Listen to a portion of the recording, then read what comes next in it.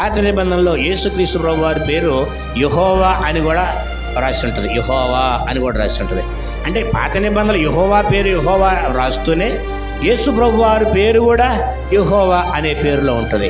ఆయన పేరు ప్రభు అని రాస్తూనే యేసుక్రీస్తు ప్రభు వారి పేరు కూడా ప్రభు అనే వ్రాయబడినటువంటి పరిస్థితులను మనం చూస్తాం. నేను తండ్రి నా యందు ఆయన ఉన్నాడు, ఆయన యందు నేనున్నాను, అట్లాగే మీరు కూడా నా యందు ఉండండి, మీ యందు నేనుంటాను. ఒకవేళ నన్ను మీరు నమ్మలేదు కానీ నా ద్వారా జరుగుతున్న క్రియలు ఉన్నాయే వాటిని బట్టైనా నన్ను నమ్మండి. యేసు ప్రభు వారు చెప్పినటువంటి మాట, వాటిని బట్టైనా ఆ కార్యాలను బట్టే నమ్మండి. ఇప్పుడు ఆ కార్యాల నిమిత్తం యేసు ప్రభు వారు ఉన్నారు. తరువాత ఆయన చనిపోయి పరలోకానికి వెళ్ళి తండ్రి కుడి పార్శ్వన ఉన్నారు. తర్వాత మరి భూమి మీద ఆయన కార్యాల కొరకు ఎవరు ఉంచారు? ఆయన యందు విశ్వాసం ఉంచువారు. ఎవరట? ఆయన విశ్వాసం ఉంచువాడు కూడా చేస్తాడు యేసు ప్రభు వారు చేసిన కార్యాలని.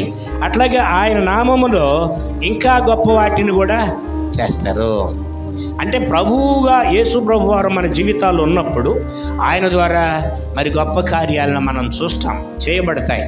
అంటే యేసుక్రీస్తు ప్రభువులో కార్యాలు ఉన్నాయి. ఆయన నిన్న నేడు నిరంతరం ఏకరీతిగా ఉన్న దేవుడు, ఆయనలో మార్పు లేనివాడు.